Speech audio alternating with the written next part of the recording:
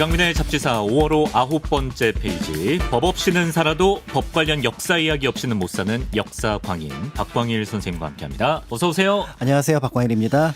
자, 저희가 그동안 이 시간에 조선의 사법제도나 또 이제 법 집행 관련해서 몇 차례 방송을 한 적이 있었습니다. 기억하실지 모르겠는데요. 그 조선 직업탐구 시리즈죠. 잠 역사 시리즈에서 그 조선의 변호사 외지부 이야기를 들려주셨었고, 또 이제 변사또 얘기가 나왔었던 그 조선의 사법제도 특집이 있었고요. 네. 그리고 최근에는 사헌부에 대해서 알려주시면서 조선의 탄핵 절차에 대해서도 알아본 바 있는데, 자, 오늘은 그 시기상 조금 이후의 사법제도 이야기를 들려주신다고요? 네, 그 보통 이제 제가 예전 조금 오래된 역사 이야기를 했는데 최근 이제 우리 사회가 이제 사법제도 그다음에 그 관련된 사법기관에 대한 관심이 좀 높아진 것 같습니다. 아, 그 그렇죠. 헌법재판소, 대법원의 각각의 심판과 판결에 대해서도 관심이 많아졌고요. 네. 얼마 전까지만 하더라도 그래서 일반 국민들이 바라볼 때 이제 사법제도 법원에 관련해서는 그 판결의 의미에 대해서 좀 집중하는 경향이 있었습니다. 네. 그래서 잘 됐다, 잘못됐다 뭐 이런 어떤 평가들이 있었지만 최근에는 한 번 더 들어가서 그 절차가 어떻게 되는지 예를 들어서 뭐 형사소송법에서 이게 제대로 되는 건지 네. 아니면은 상급심으로 올라갈 때 항소와 상고가 적절하게 어떤 방식으로 이루어지는 건지 이런 것들에 대한 관심이 높아졌다라는 거죠. 그러네, 생각해보니까. 이제 이 얘기는 뭐냐면은 원래 보통의 경우라면은 법 없이 살아야 될 국민들, 법을 모르고 살아야 될 국민들이 이제는 법을 알아야 될 정도로 사회가 약간의 어려움에 처했다. 이런 것들을 짐작해 볼 수가 있을 것 같은데요. 네. 그렇다면은 이런 어떤 현재의 그러니까 그 우리가 입법, 사법, 그다음에 행정의 분립 중에 속하는 이 사법이 네. 언제 모습을 갖췄을까 이런 게 좀 궁금해지더라고요. 예. 그래서 이렇게 역사를 쭉 살펴보니 조선은 좀 멀 것 같고 네. 그다음에 일제강점기는 조금 특별하니까 그렇다면 그 사이에 끼어 있었던 개화기 그리고 대한제국 시기의 사법기관 그다음에 그 당시의 법 제도가 어땠는지 이런 것들을 살펴보면 좋을 것 같아서 그 내용을 준비를 했는데요. 근대 사법제도지만 또 이제 현대 사법제도의 어떤 원형이라고 봐야 되겠죠. 그렇죠. 예, 그렇게 예. 볼 수 있는 부분들을 좀 찾아보면 어떨까라는 생각이 들어서 네. 그 내용을 준비를 했습니다. 네. 그래서 앞에서 말씀하셨던 것처럼 이제 그 조선시대 뭐 삼법사 그래서 뭐 사헌부, 형조 그다음에 한성부 같은 어떤 그런 사법권을 가진 기관에 대해서는 얘기를 많이 나눠봤는데 네, 네. 그렇지만 이제 기본적으로 그 시대 사법기관은 이제 국왕의 통치의 영역 안에 있었기 때문에 사실은 독자적인 사법기관이라고 보긴 좀 어려운 부분들이 있습니다. 네. 그렇기 때문에 그 시대와 분리되는 이제 현대에 독자적으로 존재하고자 했던 법원 또는 사법기관의 의미가 무엇인지 그 네. 내용을 알아보려고 하는 거죠. 좋습니다. 예.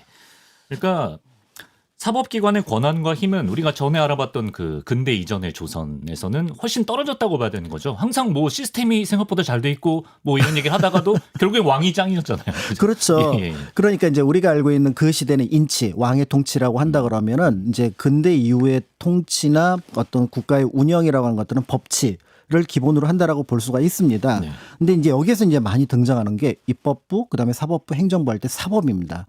이 사자가 맡을 사자예요. 맡을 사자. 그러니까 이제 사법하면 법을 맡는다. 맡는다. 그러니까 사법부는 법을 맡는 기관.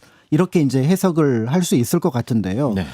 현재 우리가 이제 국가의 어떤 민주적인 어떤 정치 체제를 볼 때 삼권 분립, 그러니까 입법과 행정, 그다음에 이제 사법을 얘기를 하지만 실제로 가만 보면 입법은 법을 만드는데, 그렇죠. 그다음에 행정은 법에 의해서 여러 가지 돌아가는. 어떤 제도를 집행하는 기관입니다. 예. 그러니까 이 모든 기관이 사실은 법하고 직접적인 관련이 그렇죠. 있다라고 예. 볼 수가 있습니다. 네. 그렇기 때문에 이제 잠시 놓치고 있었는데 여태까지는 큰 권력을 가지고 있는 존재가 뭐 대통령, 그다음에 이제 입법부의 국회의원 이렇게 생각을 했는데 사법부의 권력은 또 권한은 우리가 좀 놓치고 좀 어떻게 보면 간과했던 것이 아닌가 네. 이런 생각들이 들 수 있을 것 같습니다. 네.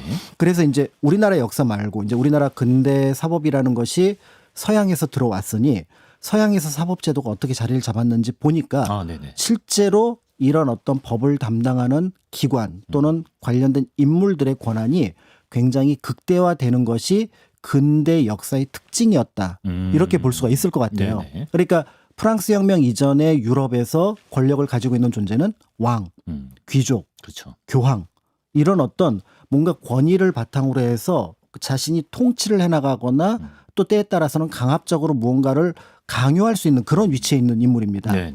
그런데 이제 이게 가만히 보니까 부르주아가 볼 때 그건 아니지. 네. 당신들의 행동은 적절해야 되고 네. 이제 그 적절함을 우리 문서로 정합시다. 그게 뭐냐면은 성문법입니다. 성문화하자. 네, 그래서 우리가 뭐 그 영국의 마그나 카르타 같은 대헌장 같은 그렇죠, 경우도 그렇죠. 그런 방식으로 왕의 권한을 제한하기 시작하면서 네, 네. 자연스럽게 그런 것들에 대한 보편적인 것들을 모두 법전 안에 넣기 시작하는데 예를 들어서 관습도 예전에는 그게 굳이 법전에 들어가야 되나? 라고 얘기를 해야 되지만 네. 예를 들어 길을 가다가 침을 뱉는다. 예. 이거 처벌해야 된다. 그럼 그게 이제 법전에 들어가는 거예요. 경범죄로. 예. 이런 방식으로 법전으로 모두 통합이 되니까 이제 이 법을 정리하는 작업이 처음에 이루어집니다. 네. 그러면서 자연스럽게 이 법을 해석하는데 유권 해석이라고 그러죠. 그러니까 우리가 알고 있는 국가에서 어떤 법적인 권한을 가진 해석을 가진 존재들 이걸 사법관이라고 얘기를 하는데 사법관. 이 사법관들이 강력한 권한을 가지기 시작하고요. 그치. 근데 사법관은 이제 법을 집행하니까 연구는 좀 어렵습니다. 그래요? 그럼 연구를 하는 유락을 하는 사람들이 법유락을 하는 그렇죠, 사람이 그렇죠. 예. 대학 교수라든지 예. 변호사라든지 예. 이런 사람들은 거기에 대한 해석을 하거나 또 거기에 대해서 일정한 부분 조절을 하는 사람들이거든요. 그렇지. 예. 그러니까 이 사법관과 그다음에 이 법률가들이 굉장히 힘이 강해져서 기존의 통치의 핵심에 있었던 왕과 귀족을 무력화시킵니다. 네. 그게 근대 국가의 탄생의 하나의 여러 모습 중에 그러니까 새로운 사회적인 규칙을 이 사람들이 만들고 다듬고 하는 권한이 있는 거죠. 그렇죠. 예. 이렇게 나타났다고 하면은 자연스럽게 우리가 알고 있는 이제 국가 사법관, 특히 이제 이들이 독점적으로 법률을 해석할 권한을 가지고 있다면 이들의 권력이 강해질 거다라는 것들은 충분히 짐작할 수 있습니다. 그렇습니다. 법지식을 가지고 있는 이제 소위 율사들의 힘이 커진 건데, 그럼 그렇게 중요해진 그 법관들을 선발하는 시스템도 자연스럽게 만들어졌겠네요. 그렇죠. 그러면 이제 우리가 왕이나 귀족들에 대해서 뭔가 불만을 갖는 이유는 뭐냐면 쟤네들 무슨 자격으로?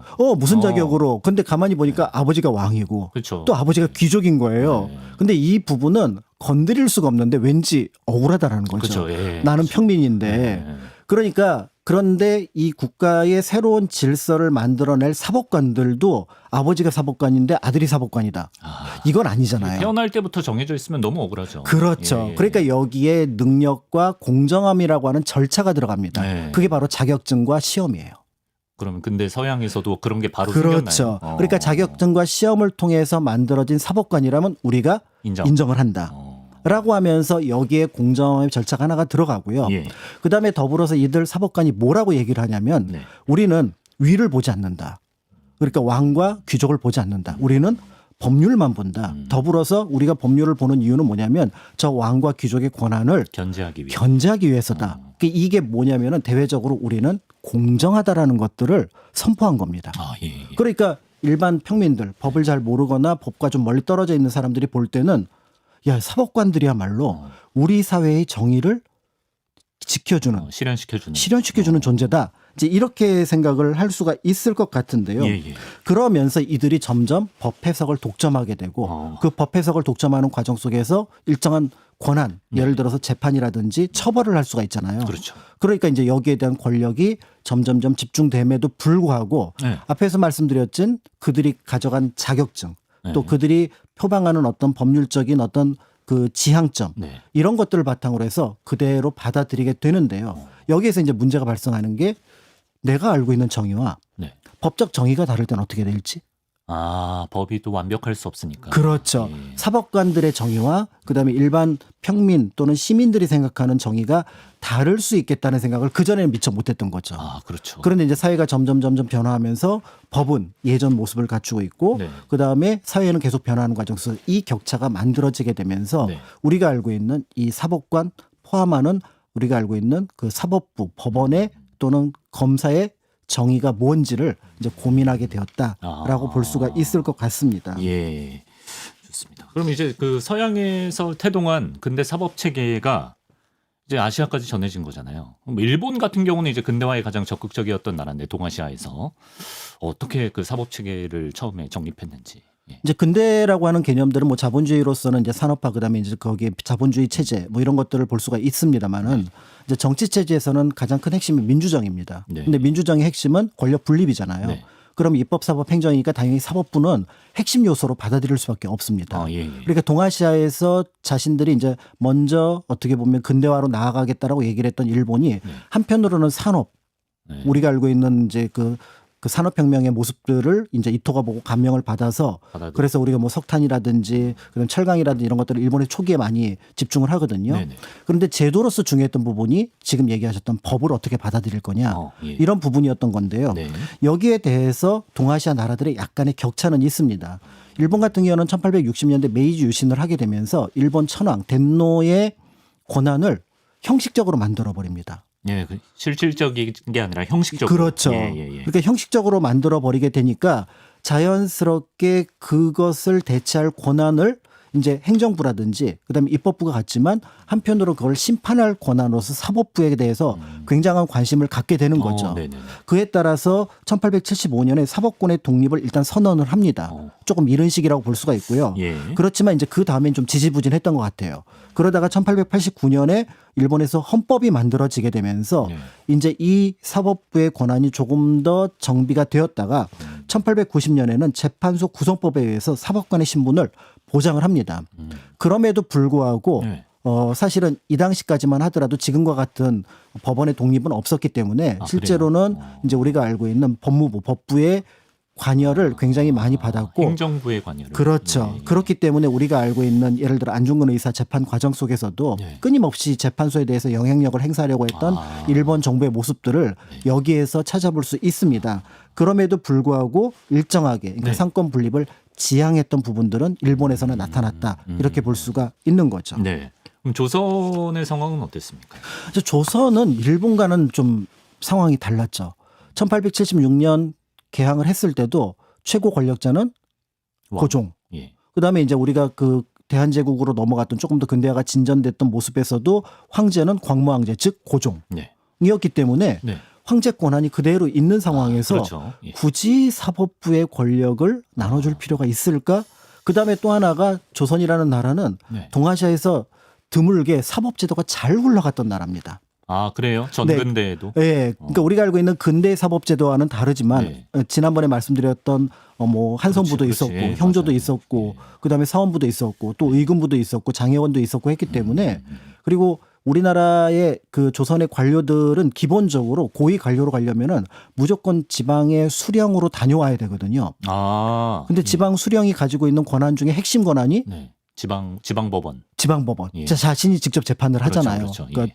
이몽룡 그다음에 이제 우리가 알고 있는 변학도가 변학도, 예. 직접 재판을 했던 것도 그런 권한이었기 때문에 아. 그런 사람들이 고위 관료가 됐다는 건 일정한 사법관의 소양을 가지고 왔던 그러네요. 거죠. 예. 그러니까 국가적으로 예. 야, 굳이 우리가 뭐 사법부가 필요해?라고 했던 부분들이 있습니다. 예. 다만 이제 근대 학문이 들어오는 과정에서 이제 영어를 가르치기 위한 유경공원 예. 있었잖아요. 예. 이제 헐버트 박사가 교재를 들고 와요. 영어를 예. 가르쳐야 되는데 예. 뭐 ABCD만 가르칠 수는 없잖아요. 단어를 가르쳐야죠. 그러니까 예. 근데 거기에 이제 뭐 이 영어가 들어가 있는 여러 가지 책을 가르치는데 그 중에 대표적인 게 네.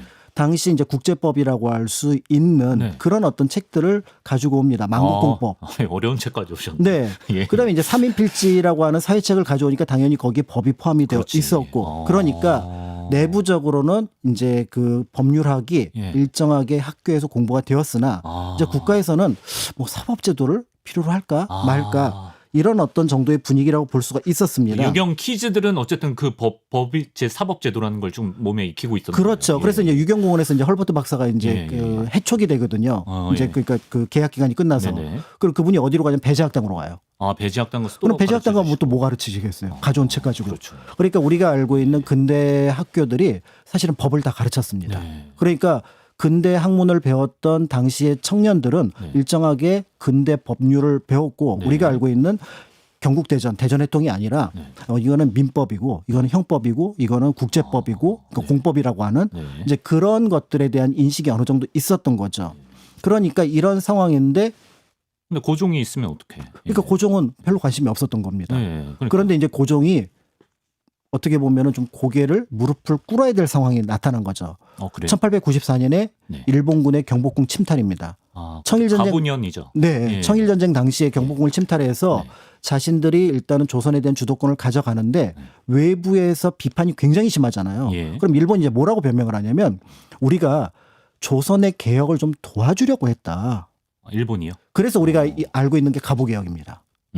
그래서 교정청에서 진행했던 것들을 궁극기무처로 이관해서 우리가 알고 있는 신분제 해방을 포함하는 개혁 정책이 이때 일정하게 진행이 됩니다. 예, 예. 그러니까 이 제한 속에 뭐가 있냐면은 사법부 독립이 있는 거예요. 아하. 왜냐하면 일본은 1890년에 형식적으로 사법부 독립이 이루어졌잖아요. 네네. 법관의 어떤 지위도 정비가 되었으니까 그 내용을 조선에다가 이제 어떻게 보면은 이식을 드리려고. 예. 시키려고 했던 부분들이 있었던 거고요. 예. 이런 과정 속에서 이제 자연스럽게 이제 사법제도를 받아들이게 됐는데 네. 이제 고정은 마음에 안 들었죠. 아니 사법제도가 내 권한을 그래. 갉아먹는 거지만 예. 근데 저쪽에 일본이 지금 욕을 하고 네. 좀 이게 근대의 방향이니까 받아는 드릴게 이렇게 했던 거예요. 그런데 이제 1897년 대한제국 선포하고 약간 여유가 생긴 1899년에 대한국제를 발표하잖아요. 아, 네. 그러면서 이제 고종의 황제 황제가 대권이 됐죠. 예. 굉장히 강해집니다. 그때 다시 그러니까 가보개혁 이후죠. 대한제국 네. 선포는. 그러니까 예, 예. 1897년 대한제국 선포, 1899년 대한국제, 다시 가보개혁은 강해졌어. 1894년. 예, 예, 예. 그러니까 한 5, 6년 지나서 자기가 이제 황제 대권을 하다 보니까 이 법원이 굉장히 유용하다는 거라는 거예요. 오히려 자기한테 유리하게 쓰일 수 있다. 그렇죠. 예전에 의금부 있었는데 네. 지금 의금부 쓴다 그러면 뭐라 할 테니 네. 그 의금부를 변형을 시키고 약간 근대적인 모습으로 바꾸면 좋겠다. 구색은 갖추되 내가 좀 그렇죠. 내 내가 입맛대로. 영향력을 끼치면 되지 예, 않겠느냐라고 하면서 법원 제도가 한 번 더 정비가 되는 과정을 거치니까 그래요. 그러니까 1894년, 95년의 어떤 그 법원의 모습과 그다음에 1897년 이후의 법원의 모습은 약간 다를 수 있겠다. 다르다. 이렇게 이제 볼 수가 있습니다. 예, 어쨌든 그런 과정에서 우리나라 근대 사법제도의 초창기 모습이 나타나는 것 같은데요. 자, 대한제국 시기의 사법기관 그럼 알아보겠습니다. 어떤 뭐 기관들이 있었습니까? 네, 그래서 이제 조선 대한제국 시기에 등장했던 사법기관이 바로 뭐냐면은 처음에 한성재판소입니다. 한성재판소. 네, 이름만 보면 이제 서울법원 뭐 이 정도가 될 것 같은데요. 그래서 실제로 이게 한성재판소 갔다가 법이 왔다 갔다 합니다. 그러니까 처음에 이게 자리를 잘 못 잡아서 한성부 재판소가 됐다가 다시 한성재판소가 됩니다. 그러니까 한성부 재판소는 서울시에 속한 법원이 되는 거잖아요. 그렇지. 이게 또 뉘앙스가 다르네. 뉘앙스가 완전히 다릅니다. 예. 근데 가만히 보니까 그 법원을 만들었던 사람들이 이건 아닙니다. 그냥 서울에 설치한 재판소인 거지. 네, 그렇죠. 이 법원은 서울 한성부에 속하는 게 아닙니다. 그래서 결국은 한성재판소로 이제 독립을 하게 되는데요. 네네. 여기에서 이제 우리가 알고 있는 이제 판사, 예비판사, 검사 이런 것들을 두는 근대적인 재판소의 모습을 처음 이제 갖추게 됩니다. 예. 그러니까 요 내용은 우리가 알고 있는 1894년 갑오개혁의 결과로서 이제 만들어졌다 이렇게 볼 수가 있습니다. 네네. 그런데 이제 대한제국 선포 후에 가만히 보니까 고종이 이제 세졌어요. 이제 예. 고종이 힘이 세진 거예요. 네네네. 그런데 저 한성재판소에서 못하는 게 하나가 있습니다. 바로 뭐냐면 정치범 재판을 하기에는 아직 제도가 미비한 거예요. 네. 근데 황제로 볼 때는 제일 중요한 게 정치범의 제일 거슬리죠. 처벌 문제입니다. 네네네. 그러니까 그거를 고등재판소를 이제 변형을 시켜서 자기가 영향력을 끼칠 수 있는 재판소로 만드는데 그게 바로 평리원이라고 하는 재판소를 만들게 되고요. 한성재판소도 여전히 있고요. 그렇습니다. 그래서 산성재판소가 1심 재판이 되고요. 네. 그다음에 상급재판 고등재판소로서 평리원을 두게 되니까 여기에 만약에 불복을 하면은 평리원으로 가게 되는데 그래요? 지법 고법이네요. 그렇죠. 지법 예. 고법 또는 이제 고법 또는 대법. 그 지법과 고법 또는 대법. 네, 예. 이 역할을 하는 게 이제 평리원이 됩니다. 네. 근데 평리원은 이제 지법에서는 정치범 재판을 못 하는데 다루고, 예. 정치범 재판은 바로 네. 고법으로 직행하는 그러니까 평리원으로. 평리원으로 직행하는 그런 방식으로 만들었다고 볼 수가 있는데요. 네. 그러다 보니까 이제 보통 당시에 이제 재판관을 그 한성 그 재판 그 뭐죠 그 재판소를 재판관 교육을 받은 사람들 임용도 하지만 네네. 이 인원이 부족하면은 이제 고위 관료 중에서 재판관으로 임명을 했거든요. 그러니까 이 시기의 재판관들은 엄밀하게 보면 전문 율사는 아닙니다. 그러네. 그런데 정근대 조선의 관리들이 전부 다 지방관을 거쳐오기 때문에 네네. 율사로서의 소양이 있다라는 그렇지. 판단 속에서 이제 율사로서 적합한 사람들을 고위 관료들을 한성재판소 재판장으로 보냅니다. 네네. 그런데 평리원 재판장은 네. 고종의 측근을 보내는 경향이 있어요. 아, 평리원이 고종 입맛대로 돌아갔구나. 그렇죠. 그러니까 예. 한성재판소는 남들이 보더라도 네. 저 정도면 뭐 재판관 한번 갔다 와도 돼요. 이런 사람들이 가는데 네. 평리원은 아니, 저 사람 못 보던 사람인데 왜 갑자기 아. 고종재판관인 평리원 재판장이 됐지? 낙하산, 재판관이 낙하산. 됐지? 예. 라는 느낌을 갖게 해서 약간 여기는 사법부로서 역할이 있다면 여기는 약간 정치적인 경향을 아니 띈 사법. 항소를 할 수 있는데 상급재판소가 왕 입맛대로 굴러가면 이거 말짱 도루묵 아니에요? 맞습니다. 그러니까 이제 이게 문제가 되는 거죠. 예. 그러니까 구체적인 사례가 있습니까? 그러니까 이제 이 평리원의 모습을 잘 보여주는 게 그 예. 유명한 안경수라는 인물의 재판입니다. 안경수? 네, 안경수는 이제 근대 역사에 관심을 가지고 있는 분들은 여러 번 들어봤던 인물일 거예요. 아, 그래요. 예를 들어서 이제 그 고종의 최측근으로서 이제 군부 대신을 하기도 했었고, 예. 이제 고종이 이제 경복궁을 탈출해서 이제 악원파천으로 가기 전에 한 번 실패한 사건이 있습니다. 네. 이게 춘생문 사건인데 거기에 관여했다가 일본의 견제를 받았던 인물이 안경수입니다. 그럼 고종을 도와주려고 했다가 일본에 그렇죠. 견제받은 최측근이었던 거죠? 거죠. 고종을 피신시키려고 했다가. 그렇죠. 아, 예. 그런데 이제 고종을 피신시켜 놓고 이제 악원파천이 이루어지는데 가만히 보니까 안경수가 고종의 정치가 약간 보수적인 거예요. 그래서 어디에 참여를 하냐면은 독립협회에 참여를 합니다. 아, 그래요? 그래서 1898년에 이제 독립협회 참여를 하면서 이름을 여러 번 올리게 되는 거죠. 예. 그런데 이제 안경수가 거기에서 더 나아가서 이제 어떤 역모 사건에 휘말립니다. 고종의 조카였던 이준용의 역모 사건에 휘말리게 되는데 예. 여기에 이제 안경수가 적극적으로 참여했는지 여부는 잘 알 수가 없으나 고종의 조카가 역모를 시도했다는 그렇죠. 거기에 안경수가 글을 가담했다. 올리려고 했던 역모에 아, 그래요? 이제 이 사건에 이제 올라가게 되는데요. 그건 사실입니까? 그거는 이제 고종 양위 사건이라고 해서 네. 이제 안경수가 볼 때는 고종한테 잠시 물러나시죠.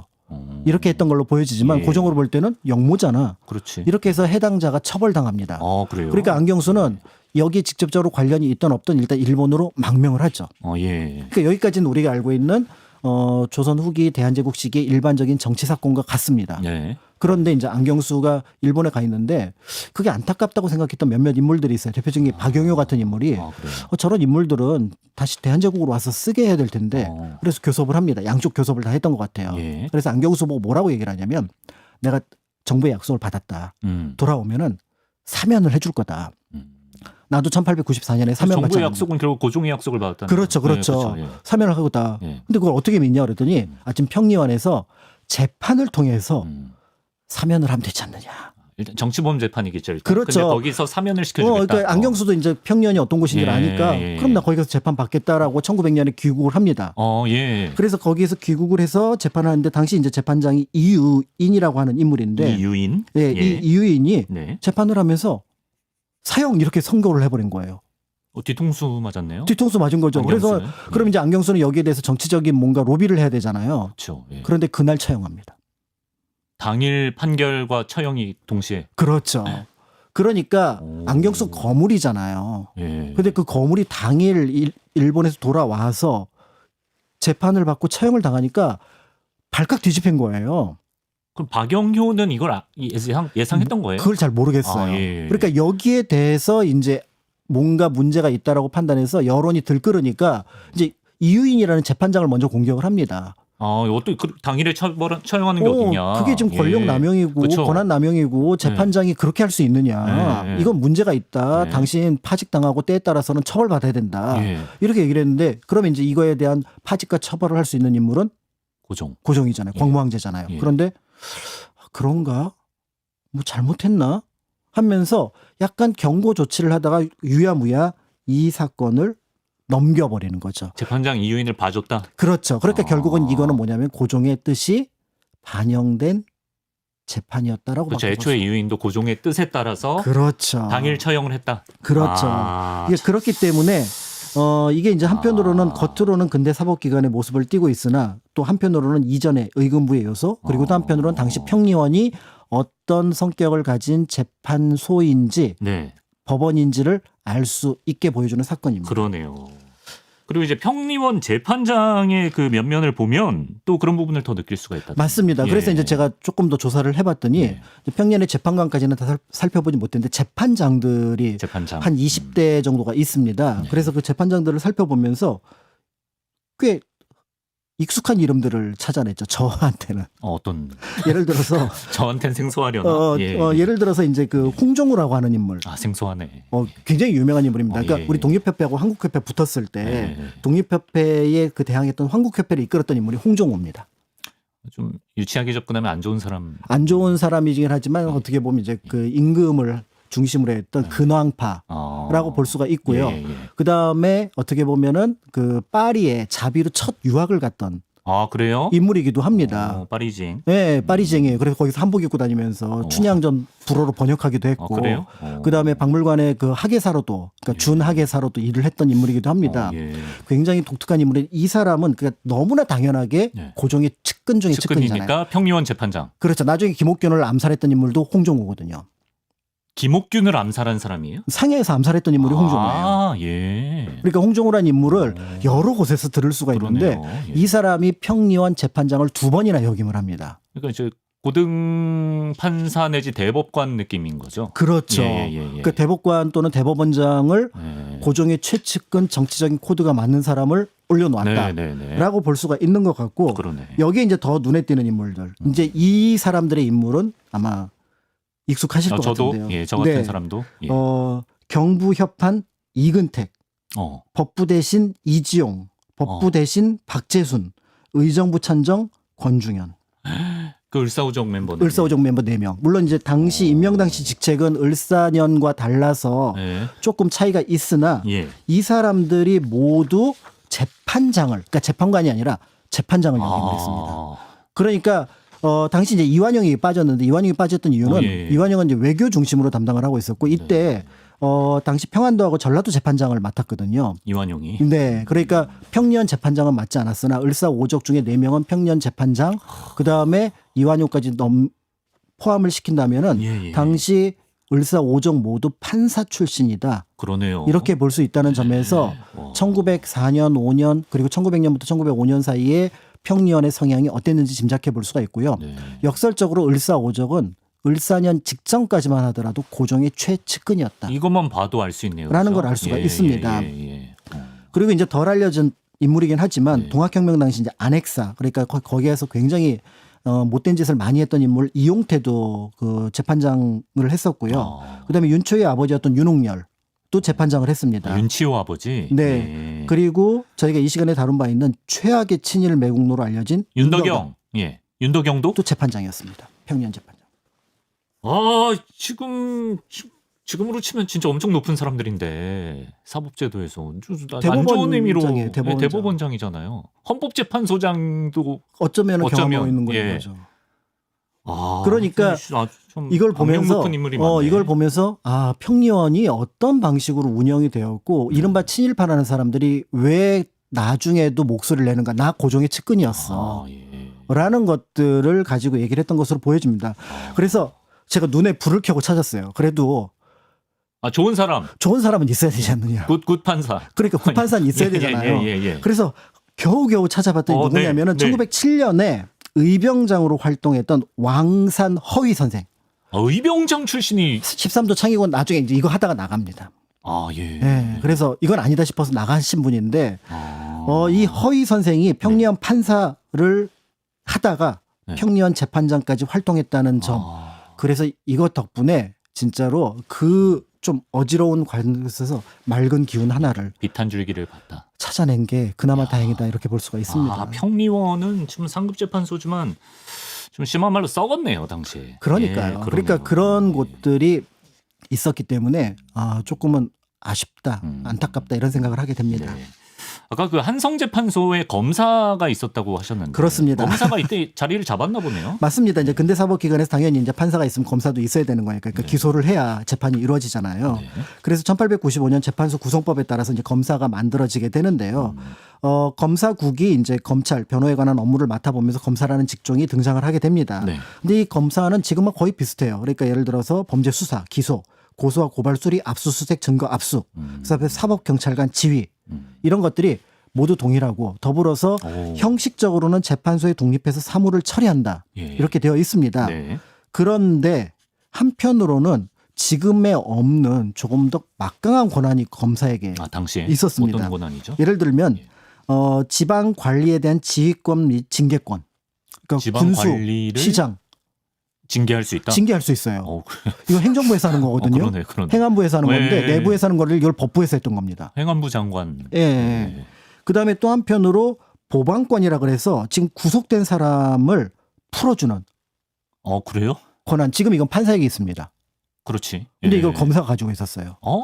그러니까 굳이 얘기한다면 지금의 불기소 처분권인데 불기소는 기소하지 않는다는 거지 풀어주는 것과는 좀 다른 영역이거든요. 그렇죠. 그러니까 예. 재판관의 일정 영역까지 가지고 있었던 것으로 보여지는데요. 야, 이제 그렇기 때문에 굉장히 검사의 권한이 컸다. 막강했다라고 볼 수 있습니다. 예. 검사도 그러면 막 위에서 꽂아주고 뭐 관리 중에 채용하고 이랬나요? 아니면 시험 같은 게 있었나요? 그러니까 판사랑 비슷했던 것 같아요. 예. 처음에는 이들도 이제 법정 사법 시험에 합격을 해야 검사가 됩니다. 아 그래요? 그런데 이들의 충원 인원이 부족한 거예요. 재판소에 비해서. 네네. 그러다 보니까 이제 관찰사, 군수 이런 양반들이 이제 검사를 겸하기도 했으니까 재판관과 비슷하다고 볼 수 있을 것 같고요. 네네. 그다음에 이것도 부족하잖아요. 네. 그럼 지금 재판관에 예비 판사 있잖아요. 예. 예비 판사를 검사로 충원을 합니다. 무슨 축구 대기심도 아니고 무슨. 근데 예비 판사가 원래 검사 노릇을 많이 했어요. 근데 아까 좀 혼재된 구역이 있는 것 같아요. 영역이. 맞습니다. 예, 그래서 예. 이전에 우리가 이제 정근대 역사에서 네. 그러니까 근대에 이르러서 예비 판사라는 사람을 보면은 사실 이 사람 검사예요. 신문하는 역할을 많이 합니다. 어쨌든 그래서 이제 그런 사람들을 이쪽으로 해서 완전한 독립체라고 보기는 어렵습니다만은 네.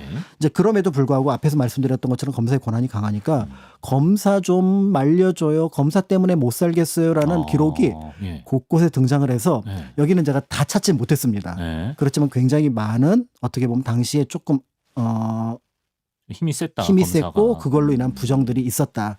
이런 기록들이 남아 있습니다. 당시 검사 중엔 좀 유명한 사람 없습니까? 네, 그래서 역시 여기서 빛을 좀 찾아봐야 되잖아요. 그렇죠. 그래서 이제 예. 빛이 될 만한 분을 찾아봤는데 네. 다행히 몇 분이 눈에 띄었습니다. 그래요? 이제 1906년에 법부 시험을 통해서 검사가 됐던 안병찬이라는 분이에요. 이분도 아마 들어보신 분이 선생님. 좀 계실 것 같은데요. 예.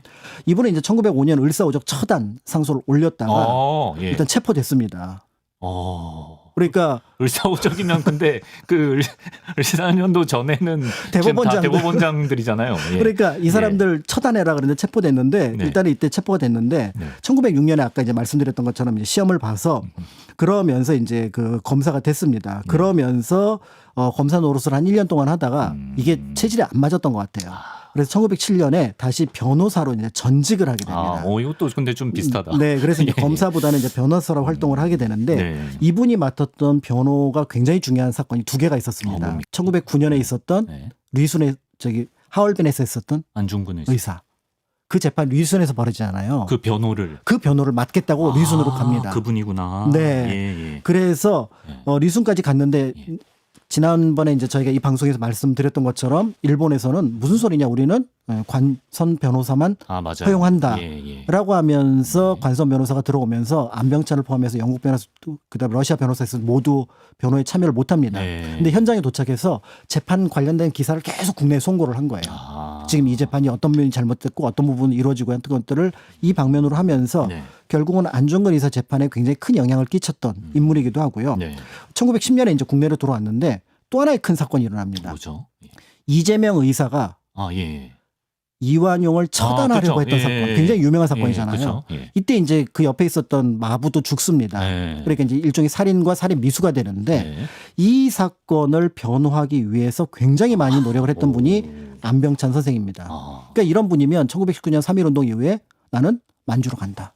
그래요. 라고 만주에서 독립운동을 하다가 이야.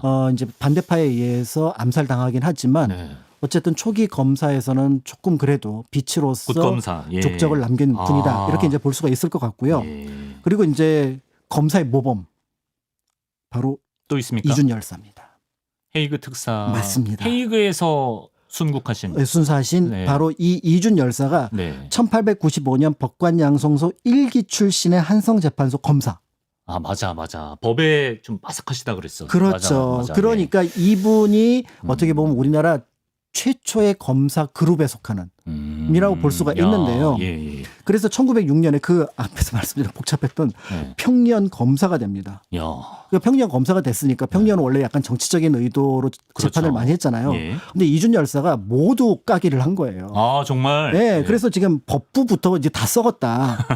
라고 해서 법부의 고위 관료부터 다 기소를 해버린 겁니다. 그거 쉽지 않은데. 예. 그러니까 여기에 대해서 때에 따라서는 이준 선생을 어떻게 보면 회유도 하고 네. 또 때에 따라서는 협박됐는데 안 넘어가죠, 이분이. 예. 그러니까 결국은 면직을 당하게 되는데 그러니까 화가 많으실 수밖에 없어 이준 선생님. 그러니까 내가 검사인데 잘못된 거 기소하는데 맞아요. 그거를 막으니 예. 그러니까 열불이 나서 어쨌든 면직을 당했습니다마는 네네네. 이를 통해서 이제 조선에 그러니까 대한제국에 이준 탁월하다 대단하다 이 이름이 이제 널리 퍼지게 되었고요. 예. 그런데 또 한편으로 이분이 강직하게만 했던 게 아니라 감옥에 갇혀 있는 사람들한테 자비를 털어서 네. 예를 들어서 따뜻한 음식도 대접을 하면서 나가시면 제발 죄 짓지 마십시오. 라고 하면서 어떻게 보면 우리가 보면은 요즘에 보면은 법 드라마 보면서 굉장히 따뜻한 장면. 그러네요, 진짜. 이런 면들을 연출하기도 했던 분이기도 합니다. 네. 그렇기 때문에 나중에 이제 고종으로서는 생각이 좀 바뀌었기 때문에 네. 이제 어떻게 보면 을사늑약을 무효화시켜야 되잖아요. 그 파이터 기질을 내가 잘 써보고 싶은 마음이 들었을 것 같아요. 그러니까 예. 내가 총애에 했던 사람들은 나를 모두 배신했으나 또 나라를 배신했으나 이 사람만은 배신하지 않을 것 같다. 그렇지. 그리고 그 법의 지식을 가지고 어떻게 보면은 억울한 부분 또 잘못된 부분을 풀어주겠다라고 생각을 해서 이준 열사를 헤이그 특사로 보냈다. 이렇게 이제 보시면 될 것 같습니다. 검사 출신 안병찬 그다음에 선생님 이준. 그리고 이준 선생님 네. 기억해야겠습니다.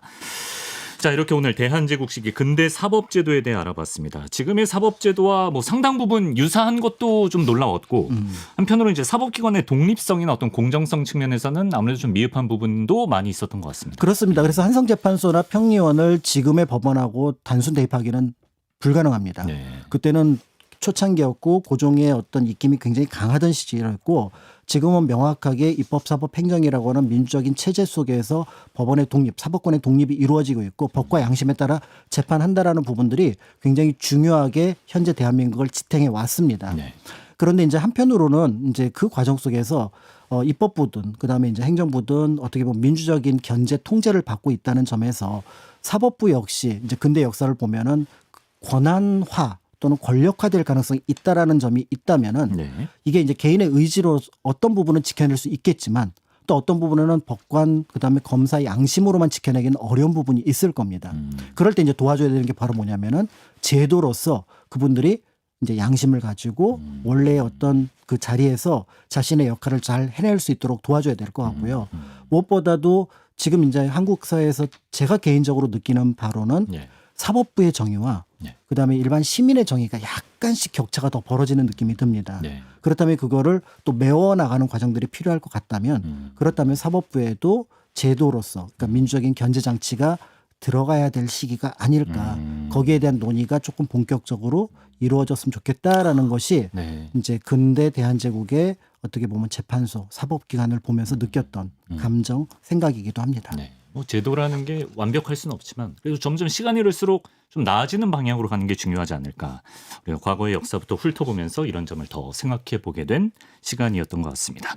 지금까지 박광일 선생님과 함께했습니다. 선생님 말씀 고맙습니다. 감사합니다.